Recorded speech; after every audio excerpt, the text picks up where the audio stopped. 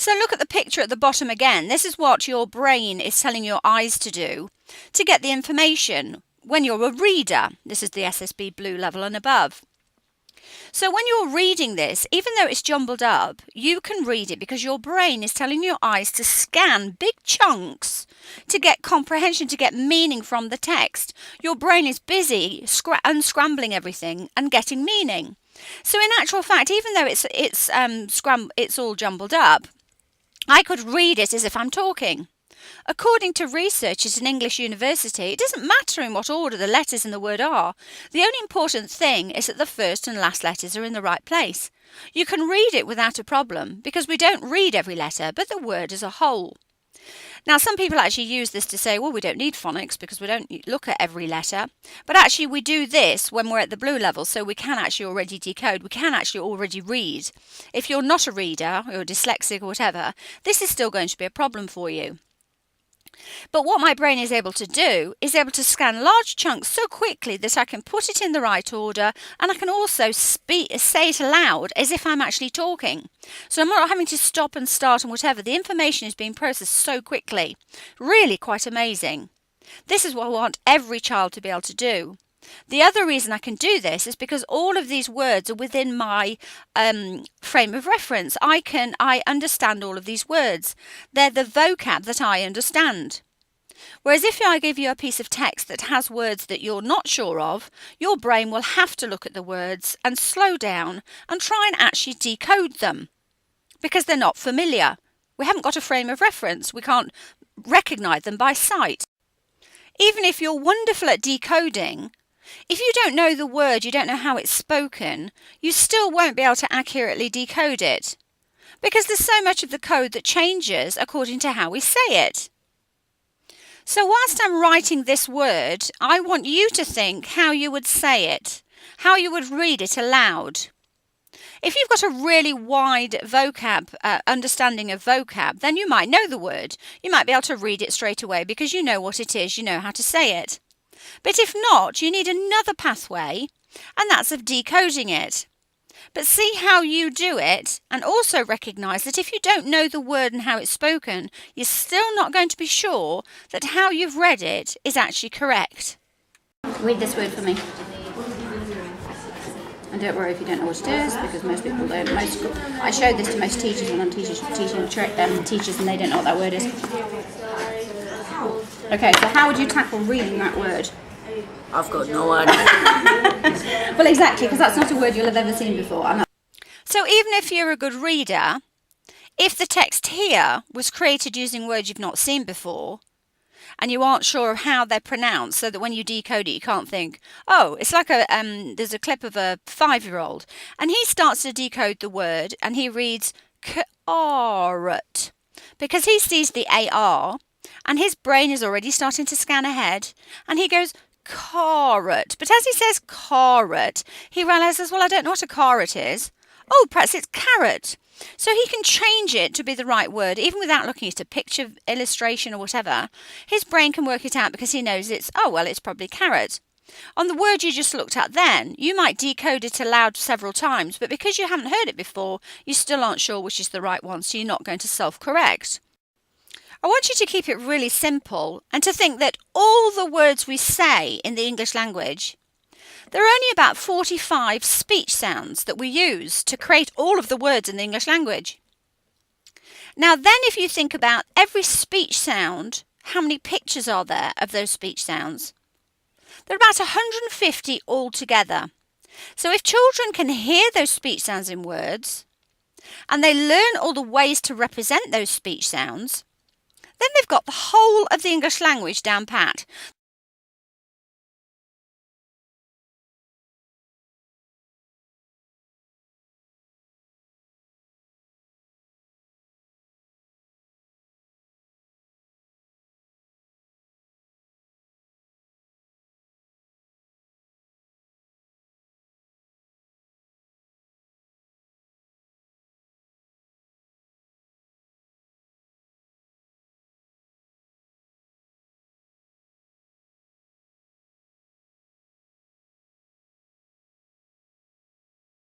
There are only about 50 words in the whole of the English language that can't be decoded in this way if you use the Speech Sound Pics approach. So if somebody is telling you there's 1,200 different variations of this, that and the other, that's absolute rubbish.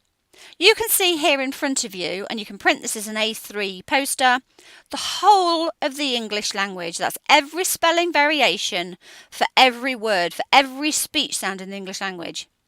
And what we do within the Speech Sound Pics approach as well is that because we're introducing children to the concept that, oh look, here's one of the pictures of that speech sound we've been listening for.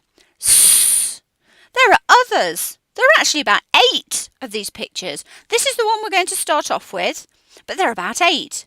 Then when they're looking at words like grass or science or psychology and whatever, which have different pictures, we can refer to the cloud.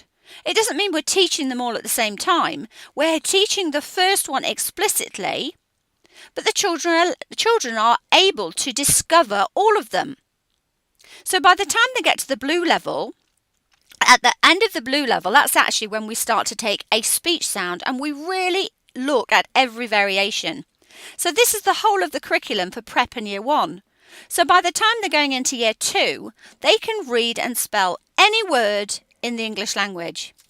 This is also because we're developing vocab knowledge and we're reading a lot. The Speech Sound Pics approach is the only approach in the whole world, as far as I know, in which every spelling variation of every word in the English language is covered in Prep and Year 1 in a meaningful, fun, enjoyable way, and where every child is working at their own level through differentiated, personalised teaching. For example, if you think of a popular program like Jolly Phonics, here you can see the sound pics that they're learning. Then they also learn some alternative spellings, they call them alternative spellings. However, they still haven't learned even half of the whole of the English language, of the code. We also need to think about what happens when children start with print and not with speech. What I want you to do is make sure every child can speak in speech sounds. You can get most of the resources that we use within SSP from slideshare.net/reading whisperer. So for example, in the SSP green level, when we're first listening for the sounds s, a, t, p, I, n, and we're building words created using those speech sounds like ant, tip, tip, an, pan, etc. So the children are able to hear those speech sounds. That's our focus group for our speech sounds. Blend them, manipulate them, what have you. Then when we're looking at this and we know this is the word ant, and they know a is at the beginning, t is at the end, ant. When I then say to them, do you know there's a picture of that speech sound? If I took a picture with my speech sound camera and I was to look at the picture of it, it could look like this.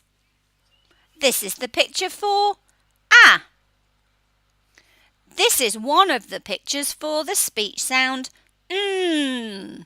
And this is one for the speech sound t. And these are the ones we're starting with. So when I want to spell the word ant, we listen for ant and then find the pictures and put them in the right order. The starting point isn't letters, it's looking at this and saying sip, sip, snap, snap, it, sit. And they know what those illustrations represent. Which green level word? Here's pan, pan.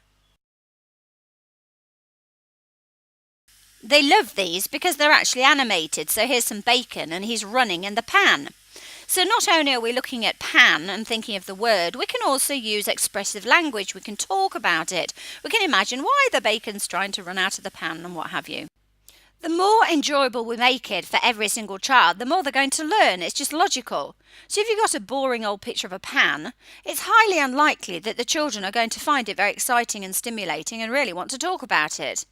The girls might, sorry I'm being sexist, but the girls might want to play because they might think of cooking and whatever in the home corner with the pan. But when you start using animations where the bacon's running in the pan and what have you, you're engaging boys.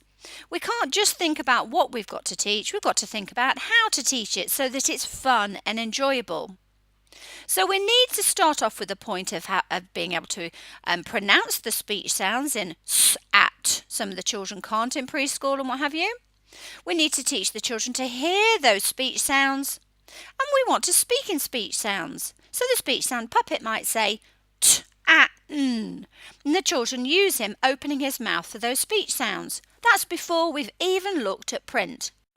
So we're using a scaffolding approach, listening for the speech sounds s, at, put it in at the beginning. That's our focus group. But then we're listening for other sounds as we're building up.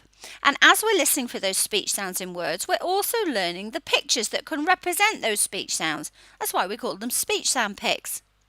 We're actually teaching this in a specific order. So we're teaching a lot of the code explicitly, and that's why people are talking about synthetic phonics and that it's got to be explicit and systematic and whatever. However, there's so much more than that, because these aren't little computers we're just programming in. A lot of children can do an awful lot more than we think they can. We have our expectations way too low. My expectations is that every child is leaving prep as a confident reader and speller. I know that I can do that. That's not an expectation like saying I'm going to, become a ballerina at the age of 40. It's a realistic expectation because I can do it myself. And if I can do it, any teacher can do it. I'm no magician and what have you. I'm just looking at each individual child and think about what every child needs, putting it all together, and that's why I've created SSP, so that teachers can do less planning and whatever, and also so that if teachers are doing this together, even though all the children are working at different levels, you're all on the same page, pardon the pun, you're all speaking the same language. Now, unfortunately, our literacy levels have got so low in a lot of places in Australia. There's some obviously fantastic things going on, but as a whole, we're doing so badly that when we start using just even a basic phonics program like Jolly Phonics, the results are so great that people think, wow, and then they just focus on that. And I want you to look at, perhaps we could actually raise the bar even more. And instead of looking at gains on average children, improved by a grade level or whatever, I want you to look at individual children. Did every single child reach at least grade level and above? I mean, that's really low anyway. But look at individual children. If you use the Speech Sound Pics approach, every child, so it's not looking at an average where some children are high flyers and some children aren't, so the average means that everybody's done pretty well. I want you to look at individual children. If you have a child who has dyslexia, then if you use a basic phonics program like Jolly Phonics, whatever, it's not going to meet their needs because it just can't. It's not comprehensive enough. And also because it's starting with speech. And most of the issues are to do with phonological awareness, phonemic awareness, and that's speech and hearing speech. So we have to start there and not at the phonics. Really think about what we're doing with individual children and really look at your results honestly and see, could we do even more? So let's look at a 4-year-old. She's going to speak in speech sounds with her speech sound monkey, and she's just going to say, my friend is a frog. So just think about what would the speech sounds be in my friend is a frog. I friend is a frog. My friend is a frog. Let's listen to this 4-year-old. I friend is a frog. So when children are in the green level and listening for those speech sounds, and they've learnt the pictures that represent those speech sounds in this level, look how easy it is to start then making sense of it. They're already making sense of reading and spelling, the foundational skills needed. So then when we're scaffolding and building up, it's easy. But if you don't get the green level right and really spend time on this first group, then you're going to struggle. A lot of children are going to struggle. So if anybody tells you to teach a letter sound a day, then please tell them you're not going to do that because you're not teaching a curriculum for everybody. You're teaching individual children. You're meeting the needs of individual children. And most children couldn't cope with that other than as a memory exercise. So they might be able to tell you the sound, but they won't have the skills to use them in reading and spelling. Like these children, who are loving to do this independently, they're just choosing to read and spell.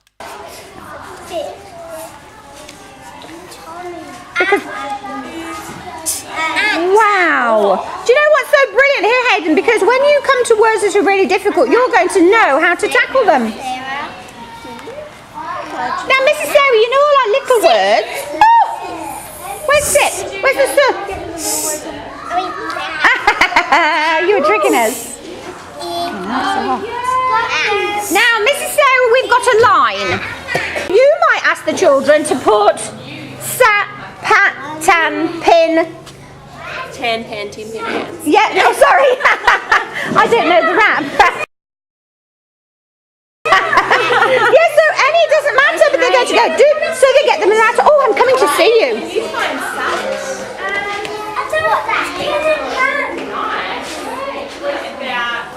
Let's have a look. You've got nip, and as. Oh, supposing you swap those around, what would the word be? Sat. It's like a jigsaw, isn't it? Sat, sat. Wow, so if you got, Thomas, if you got even more, you could see if you could make any more words, couldn't you? You could get the and the d and the g, and you might get an e. Go and ask Miss Sarah if you can have lots. Why don't you explore them down here? Or do you want to do it over there? Yes, that's okay. Oh, bless him. Good job. So organised. And I said to you before, but the reason I love is because Hayden, you remember how Hayden couldn't hear the sound? Now he can. And now he's doing brilliantly. What's this one? That is and he's also got such a good memory, so he's one of the ones who would have struggled in the system because he would have done really well at the beginning and then, I'm looking for and yet he just loves it. Wow, we've got sat, pat, tan, ants, nan. Oh, I don't know if that sounds right. You can't find tan? Look at Sam. It's hiding. Nip. Nip. Tan hiding. It's Hiding really, really good. Aha! Tip. Nip.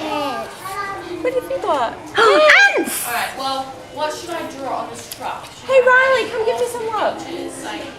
Oh, you're really good at this. Has. This would be like the best truck. So after we've done the line, we could do a sentence. We'll do the last one. Oh, Superwoman needs some love. Pan! Put at and pan! Lyrics. Oh. What? Let me see. Mermaid hat! Hat! Wow! And we know how to draw that down the terracotta tower. Did you make a card for me? Oh, and look at this beautiful writing. Layla, let me give you a hug. Oh, that's gorgeous. Thank you. Can you put it on with my thing so I remember to take it and put it on my fridge? Can we share them? What do you think? How many can Hayden have? How many can Hayden have? Can he have 5? How many can Hayden have? I don't want 3. Which ones do you want? Sam, I don't want these ones. Well, I tell you what, I've got a new packet. Shall I get another packet, Hayden? Yes. Hayden, shall I get another packet? Okay, then, so you do those. Sat! Let me get another packet. Hey, baby. Hayden! Is that a Laura? What did you find? The lyrics. Oh, packet. You made pants! Wow, I'm going to come and have a look. Hold on. So, Mrs. Sarah, what we can do is we can do the rap, but also if we put, we've got, if we can do the pat is on, the ant is on the pan, things like that. So give them a real sentence, and they've got to put them in the right order, but always remember to go that way. And the line is so that obviously our brain is known to stay on the line.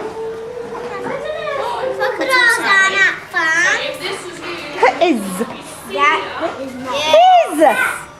Wow! So you could create a sentence and then they've got to start that way and say the words so they're starting to put it in the sentence. Oh, I like pants! And also they put it in a line. And then they might do a sentence like the and I'll send you the pictures of like the answers on the unlike the books, you know, with So the children can read the sentences from prompts like this and then create their own, or use the books, Pat and Nat. It is Pat.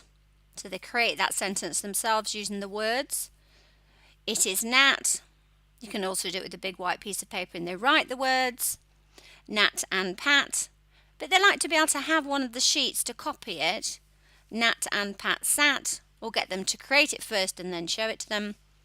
Nat and Pat sat in a pan and Santa sat in a tin. So you're doing a long line for that. Also use the prompts like this. So they say, what do you think's happening here? Have a look at that. Choose one of the pictures. So imagine there's 3 main pictures there. So let's say they chose the top left. What can you see? Oh, I can see an ant. What's the ant doing? Oh, he's standing in the pan. So the children can either do the ant is in the pan, or some children might want to put the ant is in the pit, the sand pit. If they only know how to do pit, put it, because we haven't done d in sand. But that's a great opportunity to say, oh look, let me write sand. So which is the picture for d in sand? And then they add that. So they're constantly able to push just outside of their level whenever they can. But they get into the habit of where it's early reading, writing, comprehension, fluency, what have you. It's early skills that we need. When we don't do this, this becomes the reality of a lot of our children in Australia, including those with dyslexia.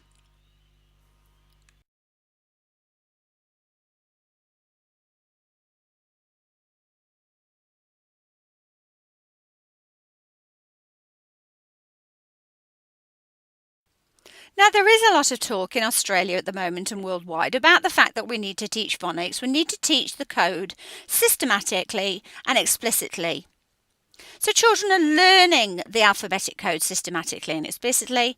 However, the Speech Sound Pics approach goes even further because it's very child-centred. We want children to discover the code, perhaps even more so than we are teaching it.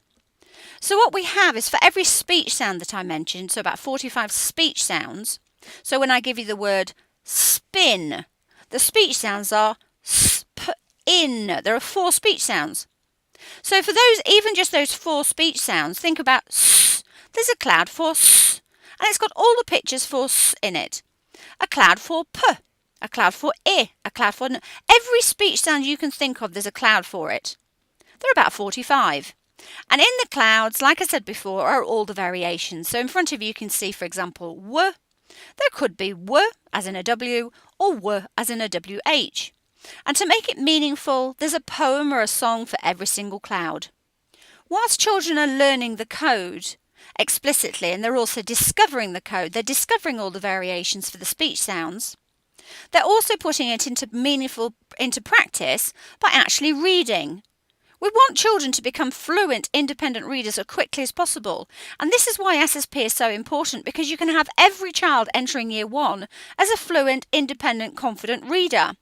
And this is because every aspect of reading and spelling, especially the bits that a lot of children struggle with, we actually use a preventative approach. It's like an early intervention. So we're going to assume that every child has not got a brain that is naturally wired for reading and spelling, and the very few children's brains very few children who have got that kind of brain. And so we're going to prevent difficulties. We're going to teach as if every child has dyslexia. This is a PM reader that's a level 2. So it's a beginning reader. It's supposed to be a book that children will find relatively easy. It's a level 2. But I want you to look at it not as what can we guess. There's a child there with some shoes and they look new. I don't know how we'd work out her name, but what I want you to do is look and think, that is talking in print. But can I work out what the words are? To be able to actually read that, I would need to know the picture of s, a, ul, ease, Sally's, you, new, shoes, shoes. So I would need to know 1, 2, 3, 4, 5, 6, 7, 8, 9, 10. I would need to know 9 pictures of sounds there, because we've got Sally's, so the S there represents a S and a Z. But there are so many complex sound pics there that is not a book that would be in our it wouldn't be in our early stages, it would be in our blue level because of the complex sound pics. If you have a look on the website, you don't have to buy any of these. I'll give you free e-readers that you can have for every single level. They can be from Oxford, from Spell South Australia and what have you. And so we can just use iPads. So we've got a SSP book tier, but on an iPad.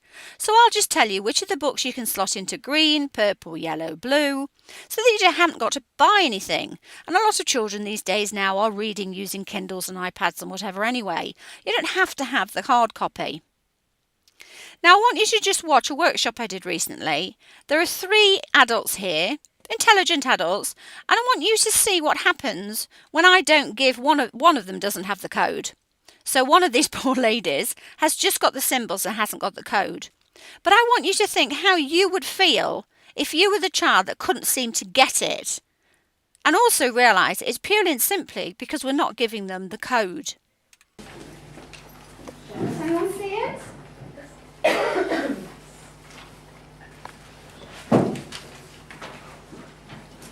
Does anyone see it?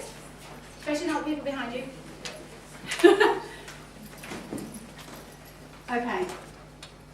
Right, I just want to... It's very difficult because we are readers and spellers, and it's very difficult to explain what children go through because we look at the print and whatever, and it seems meaningful, and we think, why are these children not getting it? And I just want to do this, just to, I don't know how it's going to work, but I just want to do this to sort of go back to really thinking about what reading and spelling is and what we're doing with children on the strategies we use. So if we could just go to the first slide. Okay, so, girls and girls. What's the word? Come on! Sorry. Come on! What's the word? What's the word? Come on! Oh, jeez. Sound it out! Sit. Sit! Well done! Well done! Next one! Sorry. Well done! I don't know if it is or not. It is. Okay, let's go! Pen. Oh, well done, you two! Aren't you clever? What's wrong with you?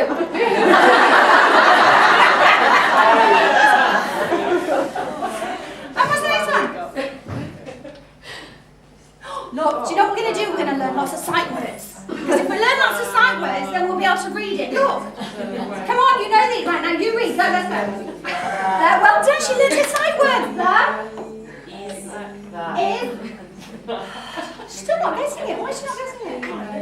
Oh, they're getting it. Look at this. Fantastic. Yeah, you need to go and read yours. So we'll take you out to another class and get more help, and we'll sit you in front of it. Next one. Ah, now what do you think? Come on, you can see the picture. What is it? Push-ups. Thank you. Oh, but somebody else said ants, and now she's thinking, oh, ant. Okay, ant. Well done. She's getting it. Ant. Look, she read it. Ants. Next one. Now look at it. Look at the first sound. Wait. You two shush. Go to let her have a go. Look, there's the first sound. Yes. Good guess, because Well done. why would Well it done. Fantastic. Hands. Did she read it? Did she read it? Hands? Are you sure she read it, or did she guess? She guessed. She guessed because there's a Doesn't picture of somebody know. with hands there, and she doesn't put it at the beginning. So she's guessing. So is she any the wiser yet about what those squiggles mean? No. Still not. So still they're going ahead. Why are they going ahead and she's not? Next one. Oh, so look, you see, I'm giving you the read. The ant is. On. Okay, on the pan. It's in, but we'll leave that alone. The ant is on the pan, so she's getting it because we've given her the pictures and we've given her the sight words, and so she can guess it. But is she reading? No. Are these two? Because the code. Next one. She's got a code. So now I would say to you, right, boys and girls, we're going to learn more sight words because she's obviously not getting it, so we obviously need to do more sight words. I can. What's this word? Can. What's this word? I can. Remember it? Okay. Next page.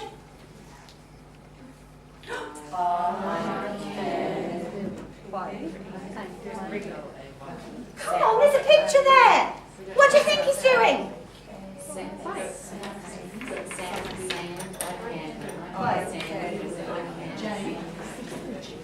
I can play.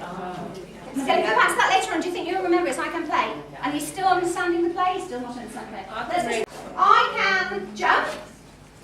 Now, some children, when I tell them I can jump, what do they do with the four sounds there, the four symbols there? What would they do?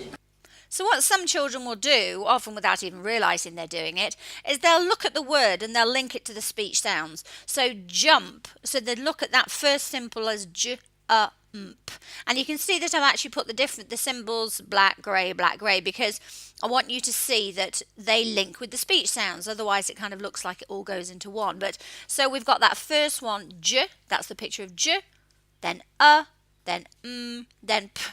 So some children can do that, a very small percentage actually do that naturally, or rather very easily. This is what we call speech sound detective in the Speech Sound Pics approach. So we actually teach children how to do this. So if we say the word, then they work out where the speech sounds link with the speech sound pics. And this is a really, really important activity for reading and for spelling. So think of the word rain, 3 speech sound, a, So this is what it would look like if we think of it as talking in print. Ain. Forget about letters. So we've discovered the picture for one of the pictures for a, and one of the pictures for Playing Speech Sound Detective. If I said to you, I can jump, or I can jump, then I'd say, so which is the picture for j? There. So they'll think, oh, okay. And so that then next time if they say j, it's a lot easier. Most of the other children, there's 35% of children who will not read if you do it this way. If you teach sight words and you get them to look at the picture and guess and everything else, 35% won't, because they've got poor phonemic awareness and you're not giving them the skills. And the rest of them will do okay, but they won't do as well as if you teach them the code. So if we just go to the next. And then you start to see, and then imagine this ball on here.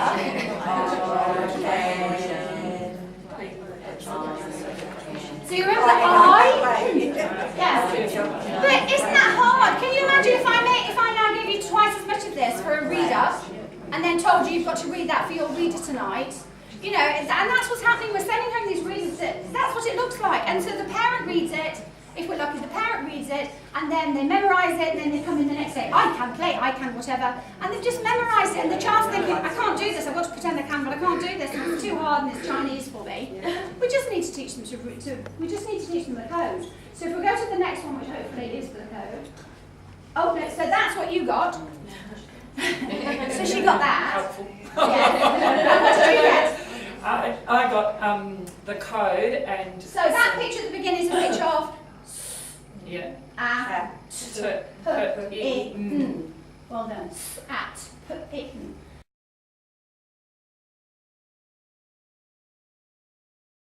So can everybody please write the word for me on their thing for pin?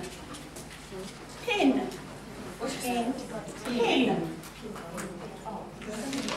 So you know it now. Snap pin.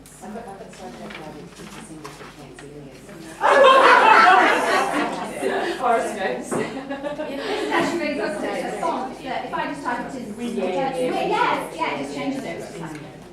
Okay, so who managed to do, what was the word? Pin. Who thinks they can come and do it on the board? Come on. Somebody at the front, write pin for me. Oh, go on, yes. Oh, thank you, pin. Okay. Pin. So how did you work out pin? Oh, she's not even looking. Look around. Well done. So what are the skills she had to have there to do pin? What did she have to know about pin first?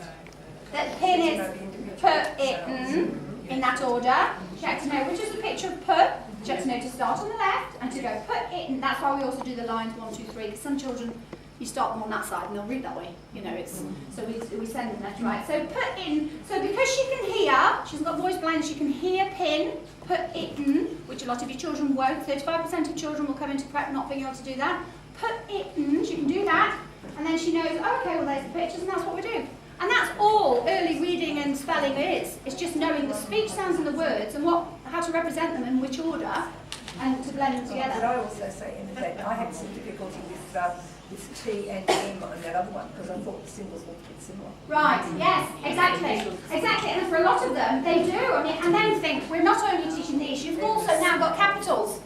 So you're going to have to learn another whole set. That's why I said on the spelled readers, even though they're great because they're just doing sapling, she's got capitals. So I've actually said, so I'm adapting them all. So to start off with, we're not worried about grammar and about whatever. We have a capital for names, but let's just get the children seeing the same symbol so they get confidence, I can do that. And then when we introduce it, oh, that's a capital, because it's important to work, then it makes sense. But this is what we want children to know. And at the moment, we've only got 6. So if I ask you quickly to do, and did she form those letters correctly? Yes. Or you don't know because you haven't seen me form them yet. So they look right, but we don't know if she's formed them correctly. We don't know if she's supposed to form that way, or whether she's supposed to form that way. And that's why we do the phrase, so you know which way around to do. But that's all she needs to be able to do. So if I was to give you some of these to say, right, what's the word, boys and girls? You ready? Hold on. Do you want this? Yes. Hold on. Okay, so what is the word? And you see, I'm having to translate, and I'm a reader, and but children, for me to have to do that, there's so many processes going on, and we forget that with children. We forget to go right back to breaking it down to all the skills. So so what is this word, boys and girls? Hold on, this one.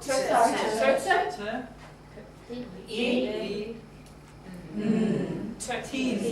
Tin. So we're relying on that they know that's the picture for tu, that's the picture for it, that's the picture for n, and that they can blend them together into tu, it, and tin. Because again, you've got children who you might be able to go tu, it, but they have no idea that's tin. They're just hearing the sound, they can't blend, so you've got to do that. So we've got all these skills we can do. We've only done 6 sounds. We've got, how many sounds have we got? We've got lots of sounds, and then we've got the 150 or whatever. But if you learn the code, so even if you learn that code of how many sounds, to hear the speech sound and to know all the representations, that's all you've got to do for all of reading and spelling. You haven't got to learn the millions of words that we've got in our English language, but you have to scaffold. Because supposing I was to give you a word that's got random, supposing I was to give you another 20 today, well, you'd leave. No, I'm not doing this. Well, our 6-year-olds, I can't do that. So you've got to think about how much can I give them. And some children you can give them 6, and the next week, some children you've got to stay here. So you want to be able to think as well about differentiation. Just in your whole class of prep year 1, or however old your children are, some children are going to take longer to remember these and they need that. And some children it's going to be really, really fast. So you can have a prep class where some are on the blue level, some are still working towards purple, and that's fine, but they all have to, always think back to what are the actual skills that are involved, and don't just assume, because even, who has anyone ever used Jollyphonics? Yeah. Okay, what do they recommend that you do on the teacher manual of the sounds and how many sounds you teach and how you do it?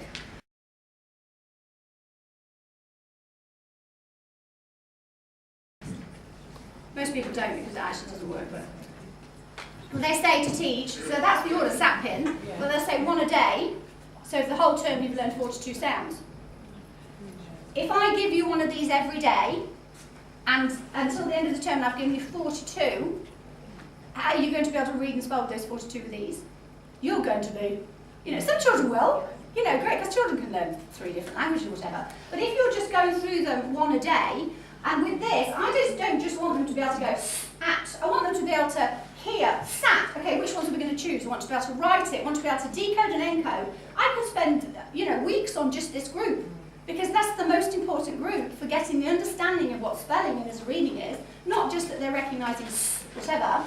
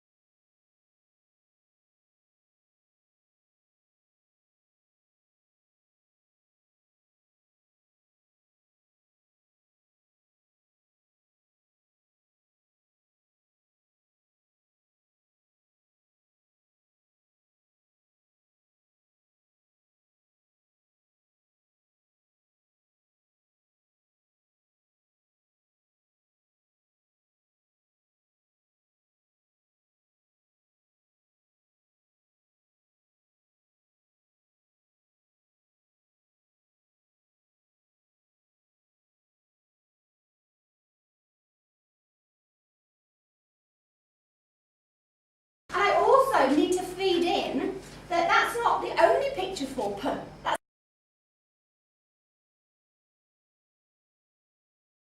That's not the only picture for S.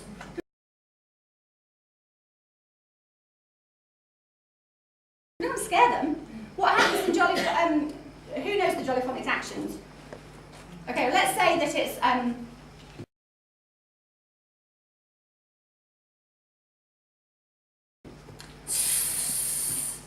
that's for S on the air, breaking some eggs. There's an airplane. And again, you've got to think on actions. Well, even though we know we're going and we're thinking of the sound some children might be thinking of a plane. You know, we don't always know that they are doing what we think they're thinking. So we've got this, and we've got the tennis, like that. Okay, so if we were to spell like my jelly set, so set. So how would you do set? Okay, so I'm going to go to the shops and spend 10 cents. So now do cents.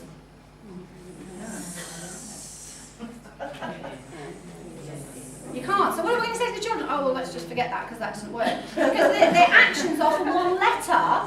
When we get to cents, it's not. So what we want to do is we don't want to do letters. We want to think of sounds and how we represent them. So really, we should have an action for a sound. So we should have an action for S. So if we did 10 cents, it's still the same action because it's still the same sound. And then we think, well, which one is it? Which picture is it? And then we can look at it. But even with Jollyphonics, we've been going for years and years and years, and because Spelled is still recommending it, it's being used in a lot, a lot of schools. And there's some 20 years ago, some really good stuff in there. And I use the songs and whatever.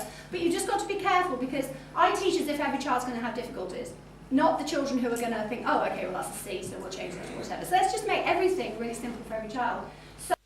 Another thing that worries me is that the people who created the Jollyphonics program specifically say that they don't want the children reading using readers until they've learned all 42 letter sounds. So even if they learn all 42 letter sounds in a term, which all children aren't going to do that, it's not possible. Sorry, they can recognise them, but it doesn't mean they're going to be able to read and spell and whatever with them. But what worries me is that the children aren't supposed to take home readers. Now, because they don't have readers that scaffold, because they don't want them reading until they've done the 42, Spell South Australia has had to create readers to complement the programme. So here's a reader from Spell South Australia just using s, at, p, I, n. And you can see that there's a capital letter for a name, which I use as well. I just don't use capitals at the beginning of the sentences at the end within the green level, because often it's a completely different shape. Within the Speech Sound Pics approach, we're actually using readers within the first 3 weeks, and that's all the children. So within the first 3 weeks, the children are actually starting to use decodable books. And we're scaffold through, so some children by the end of the first term might have gone all the way through to, you know, getting on to the end of purple. Some children might even still be on green. Some children might be on, the odd child might be on yellow, whatever. But the main thing is that we're not rushing through teaching them as many sounds as we can, or rather as many representations. The main thing is we're teaching them the skills, so we've got that solid foundation. So I would say, as with everything, if you're using Jollyphonics or you've got the resources, use them, but you don't necessarily have to do it in the same way that it's recommended in the teacher handbook and whatever. Think about your individual children and what works for your individual children. This is not something I would use with children who have got dyslexia. Because you have to really change it away from the Jollyphonics program to meet the needs of children with dyslexia. What we do within the Speech Sound Pics approach is very much start with speech, not print. But with Jollyphonics, you start with print, and everything is from the print, which is, again, why the action is based on S. The action isn't based on the speech sound for S. Also, of course, you can see here there are only 42 sound pics. We've got about 150 in the English language. We've got about 45 speech sounds and about 150 sound pics. So Jollyphonics only covers a fraction of our English language. Even within the Jollyphonics word book, they still, even though they might talk about alternative spellings, again, there's only usually 2 or 3 alternatives that are actually given rather than all of them. So use the speech sound clouds to find all of them. Another thing to be very careful of when people are talking about tricky words and whatever, is that really a tricky word is supposed to be a word that's non-decodable. So think of the word to, like TWO, or was, WAS. There are only about 50 words in the whole of the English language that I would call tricky words. All the rest can be decoded, as long as you start from speech. So, for example, in the teacher handbook, when it says, say it as it sounds, say the words so each sound is heard. Think about Monday, and they put their on day. We don't say Monday, we say Monday. And the sounds are d, a. So there's 5 speech sounds there. So the first one should be the second one should be Now an O can represent an of course it can.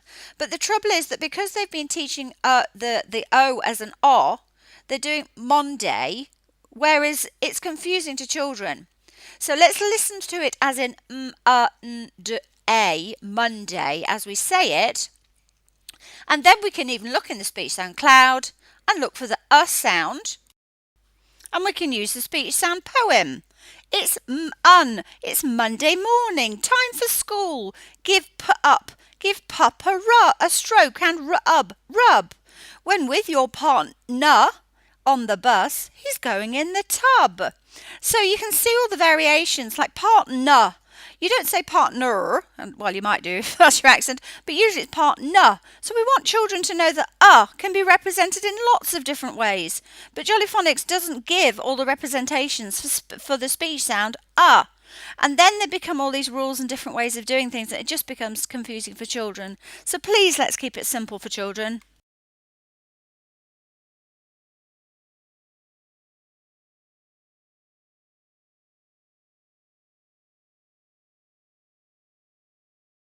So if you're using Jolly Phonics, just be careful that you explain to the children, but that's the one for this one, but there's other ones, so that we're not, and like, what about ducks? How many sounds are there in ducks? 4. Duck. What about box? How many sounds in box? 4. Only because you know it's an X. Only because you know it's the ox.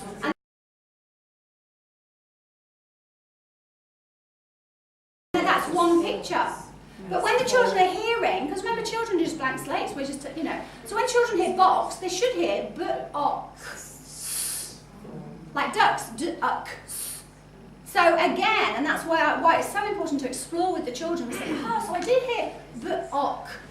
Now let's look at the word, b-o-x. Oh, b-ox. Oh, so what have we found? So we found here that this is a picture for the whole sound.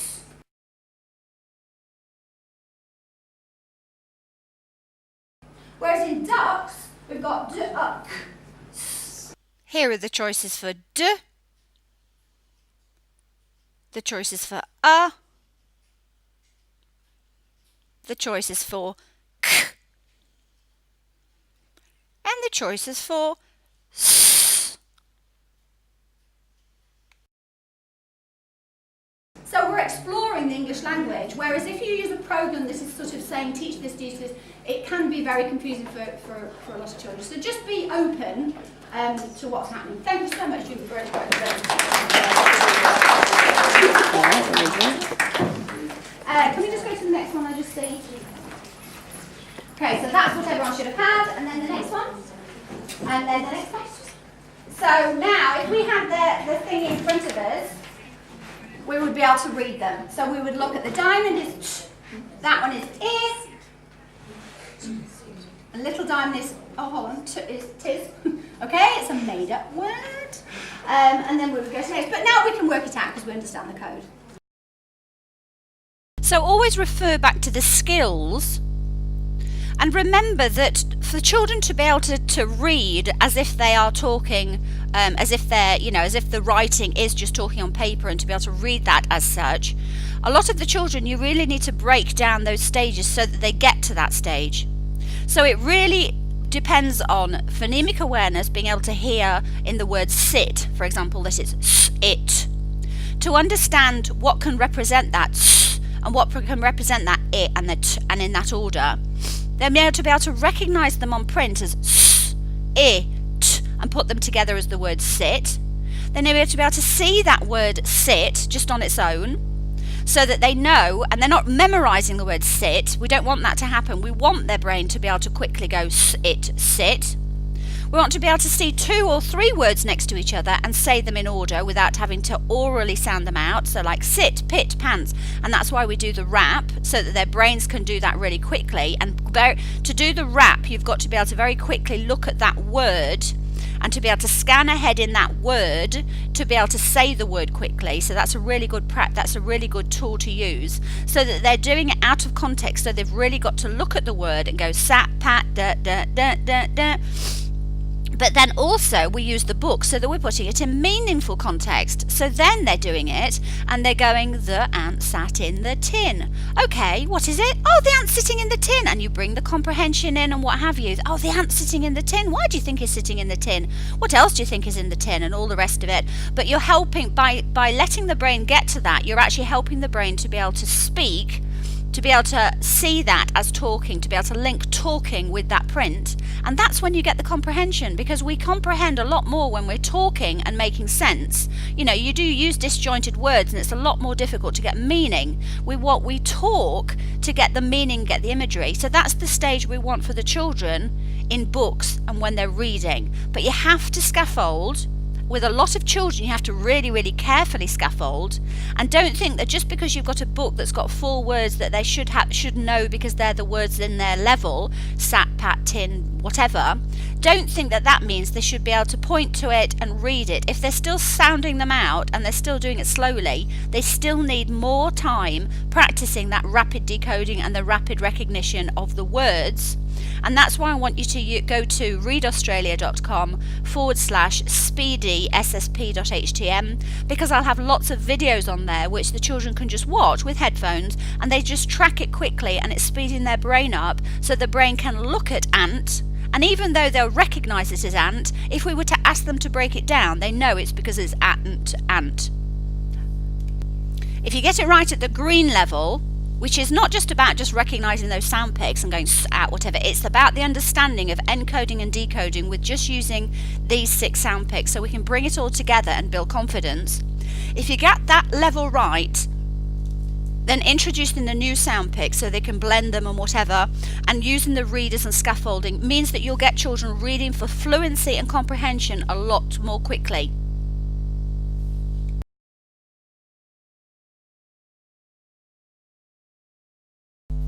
Now, some people try and cheat, and they try and teach sight words so the child looks at the word and memorises the word. Now, we use high frequency words so that the children can read and write more meaningful sentences, but the idea is that by the time they get to blue, they can decode any of these words. Their brains can decode them. They don't have to memorise the whole word, because if you use SSP, you can decode all of every single word in the English language other than about 50. In the whole of the English language, that's it.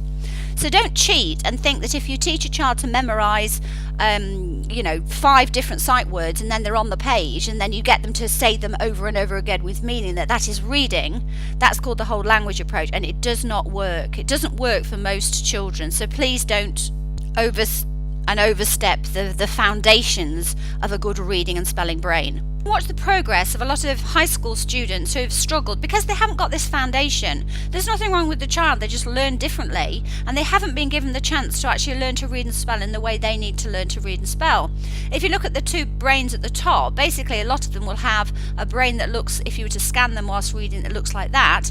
Using Speedy SSP, and we're using it as an RTI approach and what have you, the brain will modify brain networks so that it would scan after intervention like that. So we're going to have a whole year of getting all of these children reading and spelling with confidence. There's no trickery, there's no magic, everybody can do it. It's free because you just download all the resources, but just follow their journey to see they are going back to what they should have had in Prep and Year 1.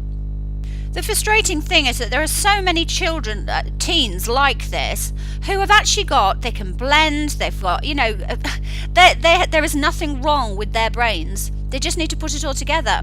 And even within a couple of minutes of doing some work with this student, he was picking up what I was asking him to do with the spelling and whatever. So this student is going to progress really quickly.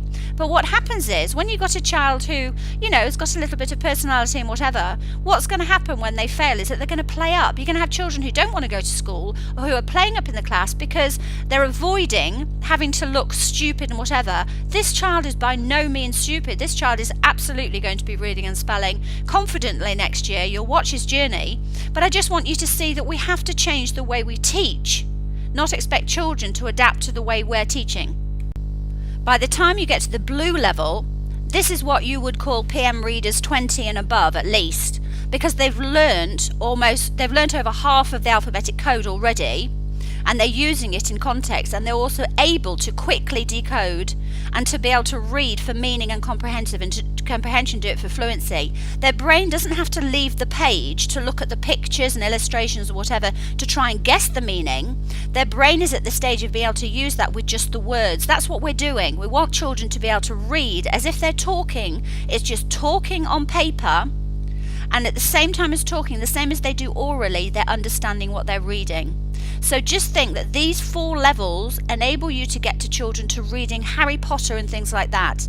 Because at that stage, and in actual fact, as well as the explicit teaching, which is here, you're also using the speech sound clouds, which means that by the blue level, they're really being exposed to the whole of the alphabetic code. That's every single word you could possibly meet in the English language, they will be able to decode and read.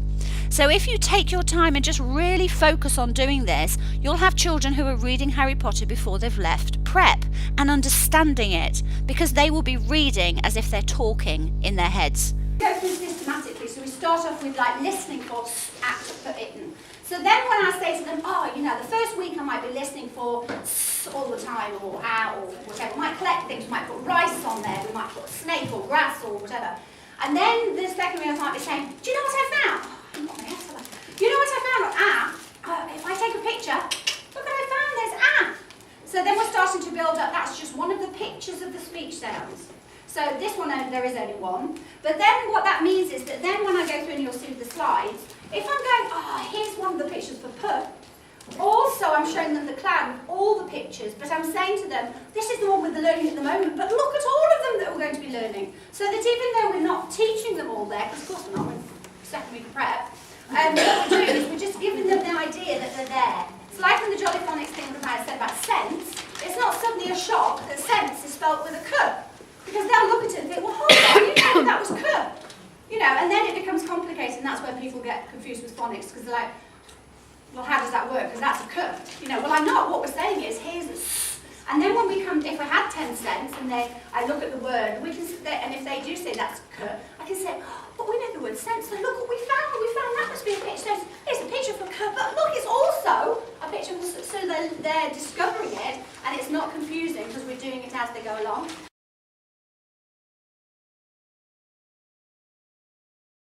But yes, the explicit way that I'm going to be showing of the levels of how we're teaching explicitly, but at the same time, we're showing them here they are, so that the inquiry learning, they can find it out. Some of the children will learn all 8 of them. Some of them have no clue really what that means. But we need to do the explicit teaching as well as the helping them to do the self-discovery. I think there's the way that this is set up, and like I said to somebody at the break, I've created SSP so that it brings everything together, so you don't really need anything else. But I've also created it because I've worked with the children who are the most difficult to teach, because either they've got special needs or they're, behave whatever. But I've tried to create something that means that if you can teach this child, it will work for everybody. So rather than thinking, let's teach this when it meets the masses, and now what do we do about this child? I would rather, in the first 3 weeks of prep, we find out which of the children with poor phonemic awareness, which of the children are going to struggle, and deal with it then. Not wait until they come to the end of year 1 and all of a sudden, well, I thought they were reading, and now what's happening, I don't understand. So the first 3 weeks of prep, you can tell straight away, first 3 weeks of prep, when I'm constantly, where's the door? Who can hear the door? I know straight away, if they can hear door, I know that they're likely to not have problems. Then there's the children who are, where's the f or? Where's the f or? Where is it? and they can't hear it, I know, okay, I've got to watch them. And then I might say to them, at, what's the word that you can hear? And of course I've got the puppets and whatever. At, they can't hear it, again I know, and by the end of the third week I know here's my 35% that have got the poor phonemic awareness, here are the ones that are going to be on blue level in 2 terms, that's the, you know, reading pretty fluent and whatever. And these are the children that I've got to really make sure that green level is really, really good, and I do not push them through, otherwise they are always going to struggle, there's always going to be a gap. Because if I can work with those, and make sure we've got the phonemic awareness and get parents in and get TAs in and use all the resources and whatever, so that they're getting green, the rest is easy. Once they can hear speech sounds, know how to count them, and they've got the strategy, then it's just a case of teaching them the different sound pics. That's easy. It's much more difficult if you do it the other way around. That's why it's always speech first. But we're going to be going over that anyway. So this is just on that thing. So this is a typical example of, again, the speech sound detective, where they might have done don't know that one, is in, or on, I can't remember if it's in or off, in the pan. And then I would say, that's the word girl. So who can tell me what have we found out for the girls? Can everyone write down the picture for on the piece of paper, please? So in girl, girl, girl. What's the picture for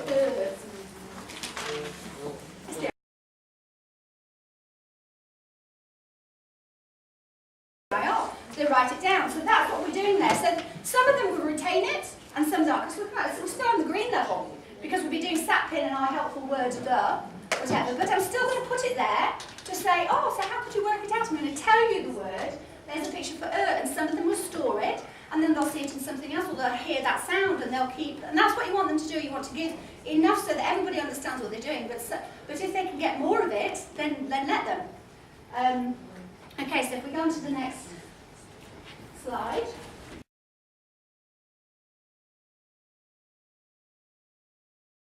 Now look at this, and if I was to say to you, the rock's in the river. The rock's in the river. Who can see that the rock is in the river? It doesn't make sense that the rock would be in the sky. But I'm telling you, it doesn't make sense, and I'm also telling you the rock is in the river.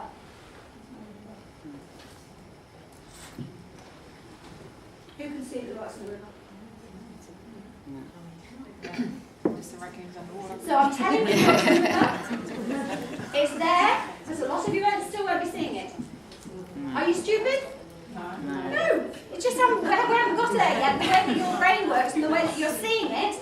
And so we need to think, okay, let's find a different way. So I might tell you that we're looking down, and that actually they're coming up the hill. That is in the water, but it's such a clear, beautiful day that that's the reflection in the sky. But what happens here, and I want you to understand that holding on to teacher beliefs, one of the things that, in my spare time I'm doing a doctorate, but one of the things that I'm really interested in is teacher beliefs, because a lot of the time we have the information there, you have all the tools there, but a lot of teachers just won't use it. Even though we say to them, this doesn't work. You know, even though I say to them, that is not in the sky, they just won't, because that's where they're. And I want you to understand how firm teacher beliefs are, how strong they are. And if we don't overcome teacher beliefs, and we don't let people to at least have the thought, okay, she's saying that it's not flying in the air, let's just sit with it. Instead of the teachers who say, no, sorry, it's flying in the air. Flying in the air. I don't care what you tell me, it's flying in the air. Those teachers are going to be a disservice to the other children. I'm not saying that everything I say is right. I'm just saying what we need to do is remember that our reality is not always correct. Yeah? Who can't sit still? They will look, yeah, and they will always, and how do you feel that you can't see it? And that's what children do. Exactly, everybody says it's there, it's no magic, everything, and that's what happens with children. We're doing things and whatever, and the child's just not getting it. And then what they start to do is say, yes, I can see it. Yes, I can see it. Like someone said at the break about can you see it looks right or wrong? The children say, yes, but they can't. Who was it that said that? Who said about they're looking right or wrong? Oh, it's you. Who's chatting? Yeah, so she was just saying that some children, when you say, does it look right or wrong? Some children will say, no, it looks, is that you? Sorry, that's me. I've actually got a 14-year-old on his own at home, so I'm just checking. I burnt the house down! Oh, it is my son. Your experience there, that's really why I do what I do. You know, I want children reading whatever. and I love literacy, but it's much more because I see so many children that because we have these preconceived ideas and we teach in certain ways and whatever, and it doesn't meet the needs of every child, and there will tend to be 5 children perhaps that go through every year and they never learn. And the thing for me is not so much the fact they can't keep up with curriculum, whatever, it's the fact that they feel, it's the associated emotional distress that comes with feeling that, you know, especially when, you know, if everybody else seems to be able to see it, especially when you're the only person that can't see it. Well, exactly. And that's what this is all about, you know, to say, the way actually the reading and spelling, I mean, that's about perception, it's actually, it's like, you know, some people can see the 3D, you know, the thing, and I'll sit there for ages like, where is it, you know. But what we need to know is that, first of all, we can tell very early on how the brain is structured and which children are likely to struggle and whatever else. But it isn't correlated with intelligence. You have the most intelligent people in the world who do not have a brain pre-wired for reading and spelling. And it doesn't matter how many sight words you give or how many, you know, and certain strategies for those children, at least 35% of children, if you use PM readers, if you use lots of sight words, if you do the things that every school in this country is doing, those children are not going to learn to read and spell, they're going to struggle. Now, unfortunately, some children are really clever, get very good at memorising and bluffing it, you know, and so you think they're doing fine, but actually then they, you know, so you've got to watch out for that as well. But also, what's the other downside for when children can't do it? Behaviour. What happens? Just about every child that I ever see who's got difficulties with behaviour, I'll say to the teachers or whatever, how's the reading? And they're like, what? They can't read. So, I mean, what child with a bit of spunk is going to sit there whilst they're feeling stupid and whatever, and just sit, yes miss, no miss? They're not. They're going to think, oh, I'm going to be this class clown, or I'm going to, you know, it's just, of course they're going to, especially if they have got a bit, who's looking at that? That's the mother looking at the teacher. And there's a little clip I'm going to show in a minute of a 14-year-old who is, can't read, year 9 or whatever, and actually the things that, the way that he processes, we could have picked it up in 3rd and we could prep, and he wouldn't need to be at the stage of 14 of not being able to read and spell, but he's in all sorts of trouble behaviour-wise. Well, of course he is. You know, why would you even want to go to school? You know, that whole thing like Corey was saying with Phoenix, whatever it is, the nicest, most placid child in the world, you're going to come a stage where you're going to think, I don't want to keep looking at that Chinese every day and being told, you know, feeling like I'm stupid. Everyone else can do it, like we're sitting here. Everyone else can do it and I can't do it. So, and the correlations between behaviour and literacy are so strong that, I mean, I quote this all the time, but you know, some US prisons will actually use the year 3 and 4 reading scores in part to predict how many spaces they're going to need for prison. If you're not reading at 3 and 4, you know, and you know, they've published ages ago this big outcry, but that's what, we need to look at the facts. We can fluff it up as much as you like, but we need to look at the facts. Children aren't reading at 3 and 4, and actually, if they're not reading by year 3, only 25% are going to read. That's the, you know, do you know how many children, how many people over 15 at the moment in Australia are functionally illiterate? In Australia, and on all of Australia, over the age of 15, how many people are functionally illiterate? That means that they can't look at a street sign and be able to work it out. They can't follow a cooking recipe. Is that 40 or something? 46%. 46%. Why don't we know that? Do you think those people are going around saying, I can't read, I can't read? No, of course they're not. They bluff it. Or they just go through life and they don't learn to read or whatever. 46%, and you can look at the year of reading, the National Year of Reading 2012 to see the statistics and the Bureau of Statistics and where that all came from. It doesn't matter why, it doesn't matter if some of the elders, you know, people perhaps, I don't know whether they're fighting a war, or there's all sorts of reasons why, not other people. We can't just look at one reason.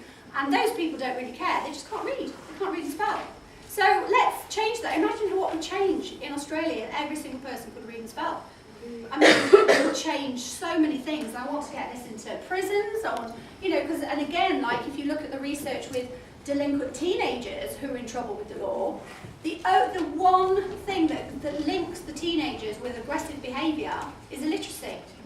There's all these other factors, but that's the only one thing that actually correlates is illiteracy, and that's with aggressive behaviour, not just, you know, whatever. So there's so many things that we know, and this is why I do what I do, and this is why I say let's get reading early so that we can prevent all these things and just give everybody a chance. What they do with this is up to them.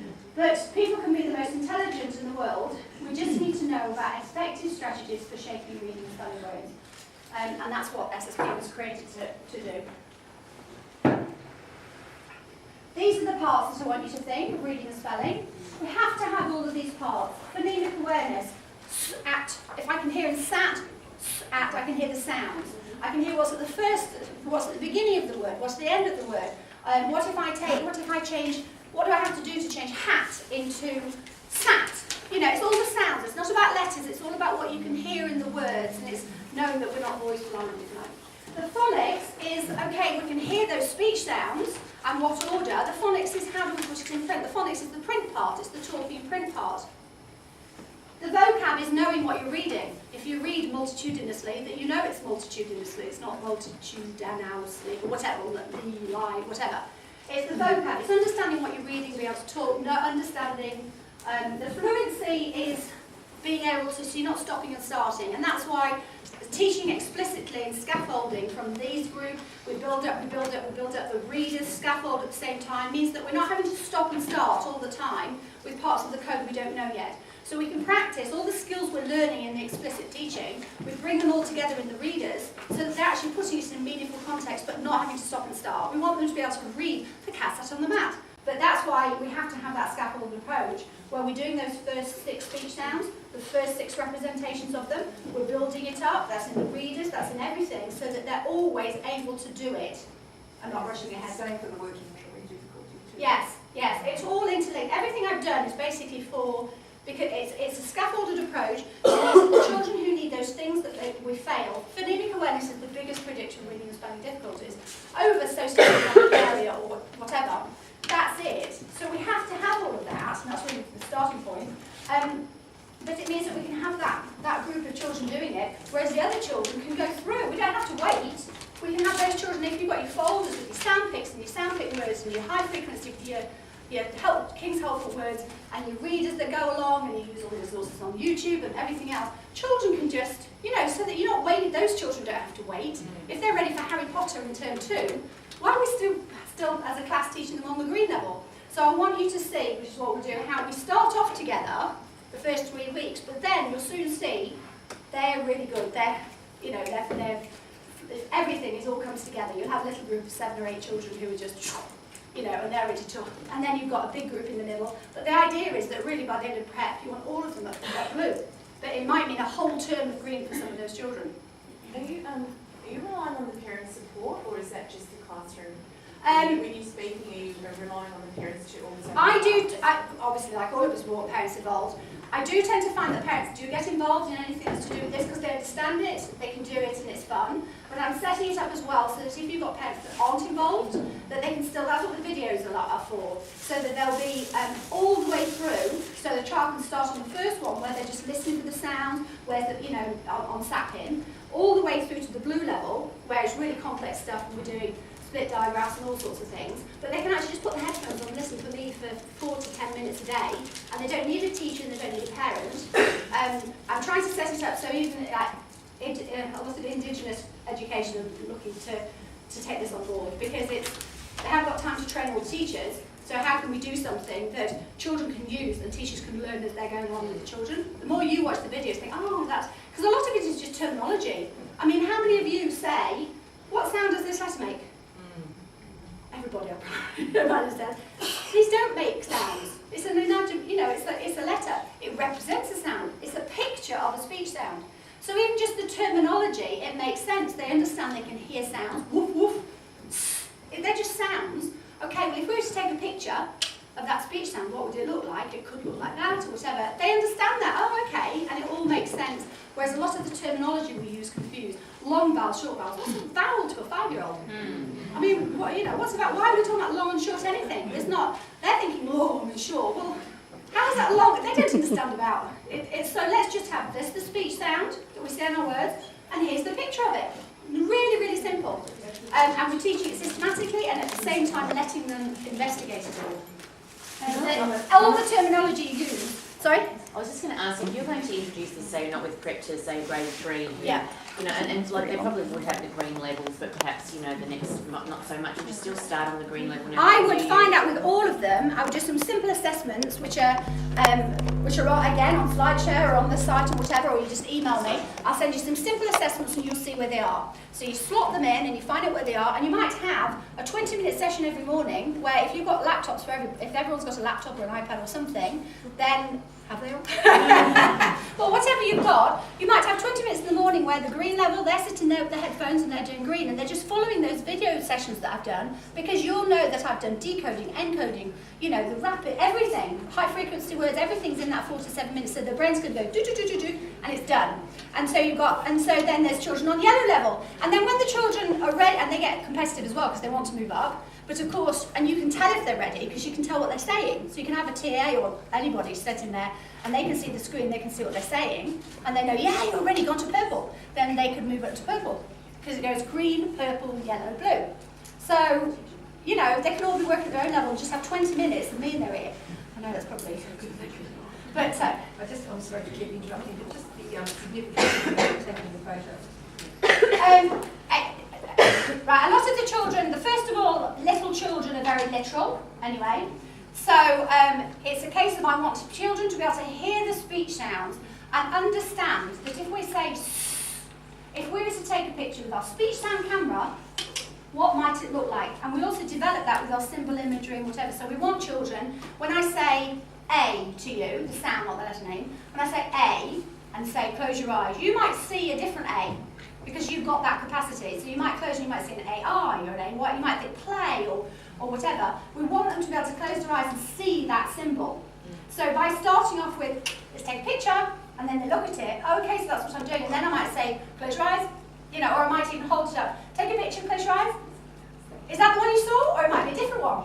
So it's much more about them understanding the concept for the children who perhaps need more of the understanding. It's just very literal, whatever. But also, when I have older children, obviously I don't get with 14-year-olds, I don't get the camera out, but I will still, the older ones, still say, do you know, if I was to just listen to that sound and take a picture or whatever, this is what it would look like. And I still would use that with the old, because often they've come with being taught so many things and they have to jumble through, well, what did she say about that? What was that rule and what was this rule? And I actually say to them, forget everything you've done before, we're just going to start again. And then we literally start again from green. And it's so, I mean, you'll see it in a minute, for a lot of them, it's just, God, I can do this now. This makes sense, I can do it, and that's all I want for the children. So remember, speech sound Harry activities don't involve print. Use the green level speech sound visual prompts, and they're doing spellings just with lines. So ant, ant, 3 lines. Sip, 3 lines. Sip, sip. Snap, snap, 4 lines. Use all the resources like the tabletop cards or what have you, or make your own, so the children can look at this and go, it, sit, ant, t, ap, tap, p, pan, I, in, it, pin, ap, nap, etc. So we're practicing blending as well as recognising the sound pics. Get them used to SSP phonics spelling, so saying the word, listen for how many speech sounds there are, draw the lines, because then it's a lot easier when you're then going to choose the pictures of the sounds, because we've already got them in the right order and what have you. And of course we also need to form the letters. We use the RWI letter phrases and cards, and please email me if you haven't got a pack already. You need the pack of green and yellow cards. With older students, even though we're focusing on the green to start off with, still get them to draw the lines to spell any word. So you're really practicing that before we use the letters. And make sure they understand this concept of how we count the sounds. Introduce helpful words. So in the green level, you might just introduce those first 10. But if they're writing using other words, then introduce those. On the green level, we're basically using all the resources. There's a high frequency, the high frequency word and. So these are all just the King's helpful words. And remember, we're learning that as a picture of but we want the children to understand it's also the word to. Said. In. Now they can decode this because these are 2 of their green level sound pics, and that's what we want them to do. We want them to realise early on that most of the words, most of the high frequency words in the English language, they are going to be able to decode. So even within the green level with their first set of helpful words, they think, oh right, I get it.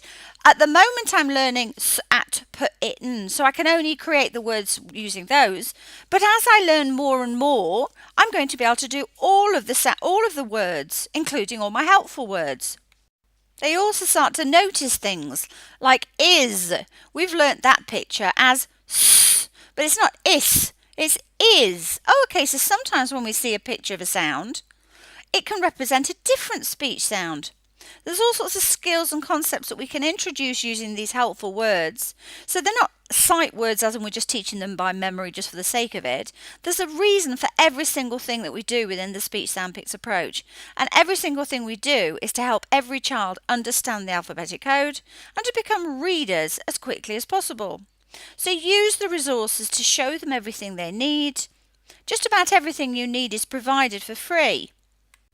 Laminate these cards so that they can practice reading, writing the letters, writing over top of the letters, listening so they're spelling those words at the top. They use them over and over again. We don't do worksheets within the Speech Sound Pics approach. We use things over and over again. Use the clouds.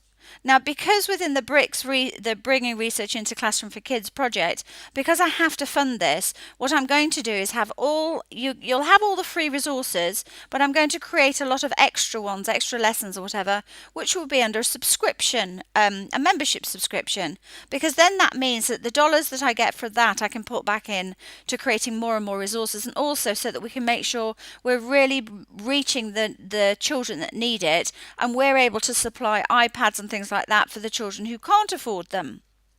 So use the resources that you see to practice the skills that we've talked about. The listening for the speech sounds, the knowing what represents the speech sounds, knowing what order, blending, segmenting, being able to read a word, be able to read words in sentences, to be able to spell the words. And we're just using SATPIN. We're just using put it in. This is the most important level. So whether you're starting out or whether you're going back because you've got a child who's struggled, please really see how important this first group is. Because this is not just the only reason we chose these 6 is because you can create so many words out of it. The order for SSP is more or less in line with letters and sounds in the UK, and that's so that I can get free resources and whatever and share them with you so we can slot in as much as we can within the Speech Sound Pics approach. And it isn't just resources I've created. I slot in things that I think are fantastic from other programs. I use the Jollyphonics songs to show one representation of the speech sounds. I love read writing, so we use a lot of resources from there. We're using Dandelion readers. We use some of the Fitzroy readers. All sorts of different things for different programs. Look at the apps I recommend. It's all there to show you through every level of SSP what you can use that will complement it. So the apps that would recommend would be Pocket Phonics for the green level, for the green, purple, whatever. Get Pocket Rockets so you can get a pack of little mini readers that cover the SSP green and purple levels. Look at the Reading Doctor to see Word Builder and what have you. And SSP, we're creating our own apps. Also, as I mentioned in the workshop, there are daily lessons, speedy SSP, brain training lessons, which cover all of the skills and concepts, but it's me doing the session so the children can hear my voice with the terminology. It's not to hear my voice, but for the terminology and what have you, so that you can listen as well and pick up things of different ways to describe things. But it means you've got those ready-made lessons that are between 4 and 9 minutes. You can just play one a day or play it twice a day. The children can play it over and over if they want to. But actually, I have found that children do like to hear that same voice. You know, I genuinely love children. I think it hopefully does come across, but within the videos and whatever, they like the fact that, oh, that's Miss Emma's voice. And I become almost a friend. And to be honest, if they send emails or send videos or whatever, I will always respond. So I will respond to any child anywhere in the country, and parents, whatever as well. And I want it to be something where every child or adult who can't read and spell feels that they have a friend, that they have a supporter. And obviously, the more people that learn to use SSP, the more people can create resources and videos and whatever that we can add to the database, so that people have got more and more resources. You know, so that even if you're on the green level, you don't have to keep using the same things so it becomes stale. We can have lots and lots of different ways of approaching it. Lots of different resources, different stories, different poems, all sorts of different things, different games. Corey, who was at the who presented at the workshop, because she first met me because her child was really struggling. Because her children are into soccer, she's got all sorts of games that she's created with the children to do with soccer, but that bring the reading and spelling into it to make it fun. SSP is about fun and enjoyment. It's not just about teaching reading and spelling, because we want children to be motivated, want to learn more. And what's the best way to do it for everybody, whether it's an adult, a child, whatever? It's through having fun, by enjoying it, by being something that's to do with something they're interested in. Create an SSP book tier. If you look at the website, you can see all the things that you can slot in. But I'm also creating my own that you can have as whiteboards and iPads and whatever, that just make it more fun. They get used to the same characters and images and whatever. And again, it builds confidence. If you read them on the iPad or whiteboard, then the animations move. So it is Pat. It is Nat. And the only capital letters are the names, Nat and Pat. Nat and Pat sat. Nat and Pat sat in a pan. Nat and Pat sat in a pan, and Santa sat in a tin. Nan and Stan. It is Nan. Nan spins. Whee! It is Stan. Nan spins and Stan naps.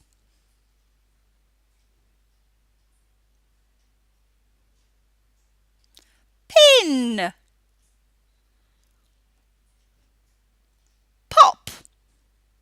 And they discover that. You tell them the word and they discover the picture for O. Pants. Here's the SSP green level sandpick word wrap.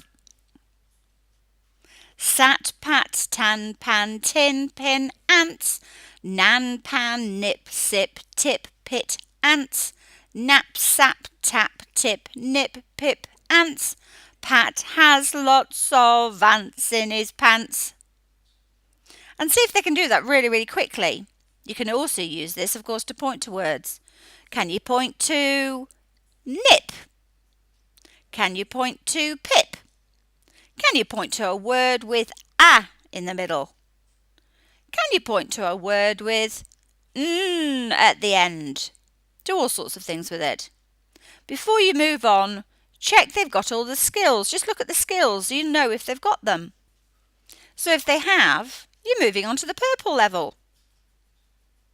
Get the resources again from SlideShare or the website. Here's an A3 poster that you can print to put on your wall. And we start again. Here's a picture of man.